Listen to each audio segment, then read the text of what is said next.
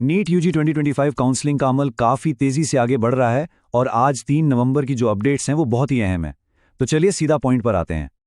अगर NEET updates की इस भरमार से कुछ परेशानी हो रही है तो आप अकेले नहीं हैं, लेकिन फिक्र की कोई बात नहीं। हम यहाँ इस सारी मालूमात को समझने में मदद करेंगे, बिल्कुल एक एक कदम करके। अच्छा, तो इस सारी कंफ्यूजन को दूर करने के लिए ना हमने एक बहुत ही सीधा सा रोड मैप बनाया है।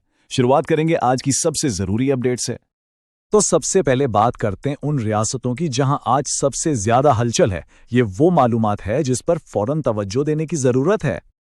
आज का दिन बहुत बड़ा है। जैसा कि स्क्रीन पर नजर आ रहा है, बहुत सारी रियासतों ने अपनी राउंड 3 की अलॉटमेंट लिस्ट जारी कर दी है।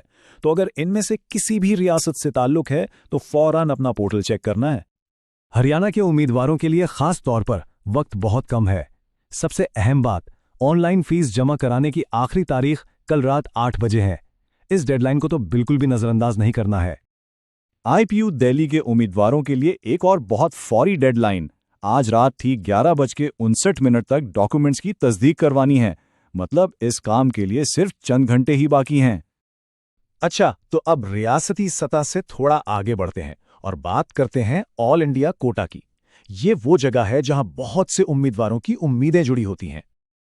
तो एमसीसी राउंड 4 के लिए तैयार हो जाएं। इसके 2 सीधे साधे मरहले हैं। रजिस्ट्रेशन 4 नवंबर से शुरू हो रही है। एक बहुत अहम बात याद रखने वाली है कि चॉइस फिलिंग 9 नवंबर को रात 11:55 पर खत्म हो जाएगी, यानी रजिस्ट्रेशन से ठीक 5 मिनट पहले। इस छोटी सी तफसील की वजह से कोई गलती ना हो। अब जरा आगे देखते हैं कि आने वाला हफ्ता कैसा नजर आ रहा है। 4 से 10 नवंबर तक क्या क्या करना है, चलिए इसकी मंसूबाबंदी में कुछ मदद करते हैं। ये हफ्ता बहुत मसरूफ रहने वाला है। आइए इसे दिन ब दिन देखते हैं। 4 नवंबर को महाराष्ट्र की डेडलाइन है, फिर 5 नवंबर राजस्थान और मगरबी बंगाल के लिए बड़ा दिन है, और 8 नवंबर तक कई रियासतों में रिपोर्टिंग का अमल खत्म हो रहा है। बेहतर है कि अपने कैलेंडर अभी अपडेट कर लें। उत्तर प्रदेश के उम्मीदवारों के लिए एक बहुत ही अहम नोट, रिपोर्टिंग 5 से 10 नवंबर के दरमियान मुमकिन है, लेकिन 9 नवंबर को नहीं।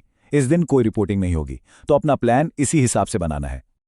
अब उन रियासतों की बात करते हैं जहां या तो प्रोसेस रुक गया है या फिर हम सबको इंतजार है।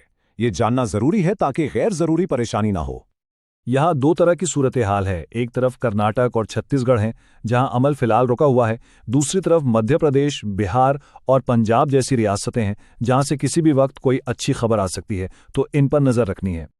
जल्दी से कुछ और अपडेट्स। आंध्र प्रदेश और तेलंगाना के मैनेजमेंट कोटा पर अभी कोई नई खबर नहीं है, लेकिन पीए संगमा और मणिपुर के उम्मीदवारों के लिए राउंड 3 मुकम्मल हो चुका है। बहुत बहुत मुबारक हो। और आखिर में आइए इस सारी मालूमात को समेटते हैं और इन 3 चीजों पर बात करते हैं जिन्हें बिल्कुल भी नजरअंदाज नहीं किया जा सकता। अगर सिर्फ 3 बातें याद रखनी हो तो वो ये हैं। नंबर 1, हरियाणा की फीस कल रात 8 बजे तक लाजमी जमा करानी है।